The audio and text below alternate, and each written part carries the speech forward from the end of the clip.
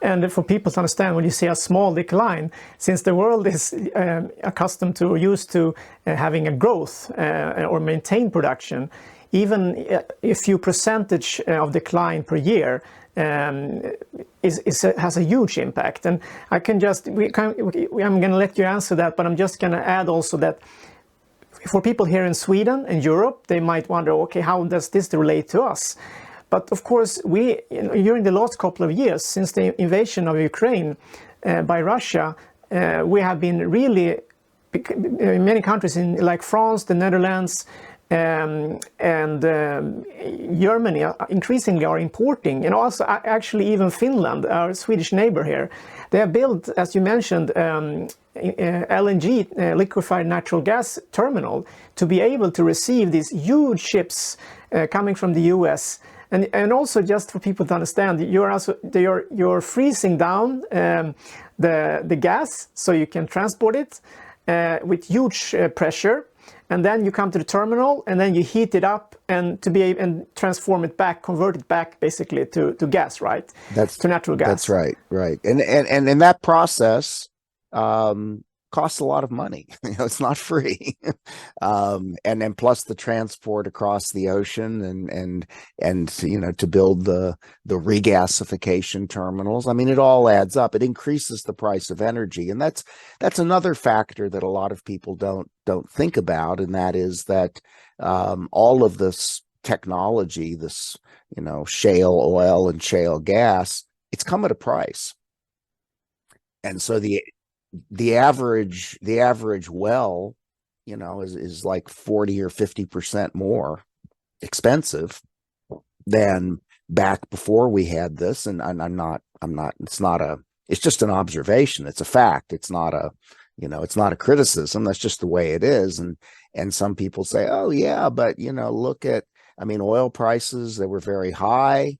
And gas prices until 2014, and then they dropped and they got very cheap for a while. So, you're wrong. Well, this gets back to your point about how a very small percentage of supply can make a gigantic difference in price, because markets, they start to see a lack of growth, not necessarily a decrease in supply.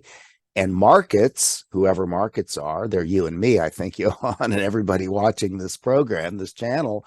But markets desperately want to maintain enough supply to keep the economy growing.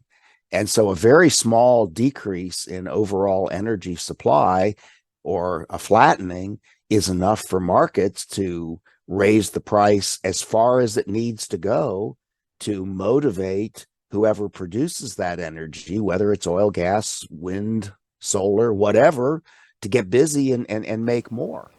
And so, go ahead. Sorry. Yeah, and then to see, as we've seen in Sweden, Sweden has been like energy independent for a long time when it comes to heating and electricity for the households and industry, but not for transport sector. We're importing our oil and so on.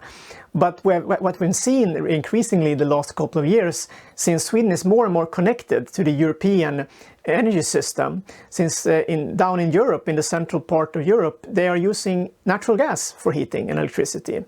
While in Sweden we use nuclear and hydro primarily, and about 10% wind and some others. But so what we've seen lately is when the supply is even remotely close to insufficient due to the decreased import of natural gas.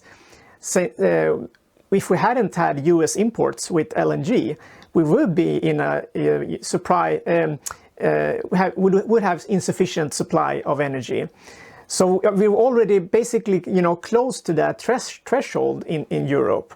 So to then remove the LNG or decrease the LNG imports for Europe, that will have a huge impact for prices and so on. That's correct. So these are so the world, as you said, is increasingly connected, and something that happens with a shale gas field in somewhere in the United States, and people in Sweden may not even know where Louisiana or Pennsylvania is on a map, and that's fine. There's no reason for them to know.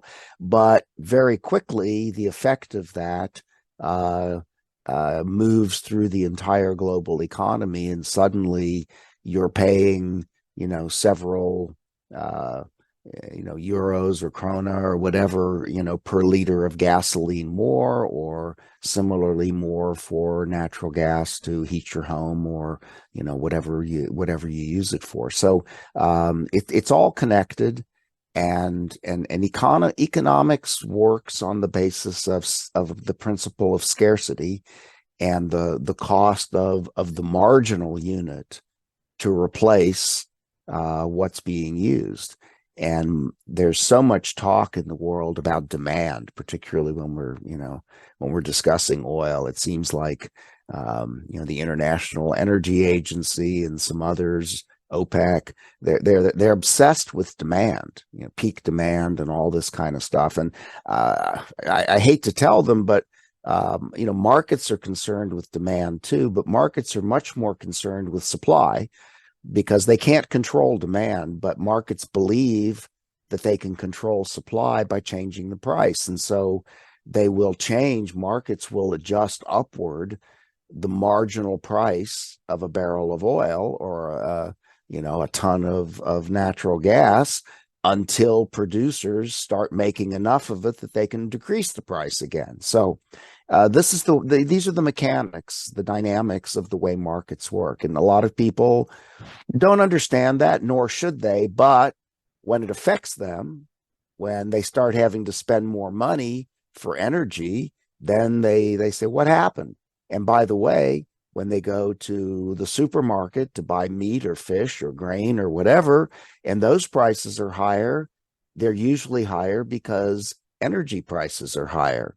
We complain a lot about inflation in the world, and all of us want to blame our own government's policies for that. But the truth is that global inflation correlates almost perfectly to oil price. So you can't run away from energy as much as you would like to. You want to think, oh, I live in a very small village, somewhere in Sweden, and what happens around the world doesn't affect me. And the truth is that unfortunately it does.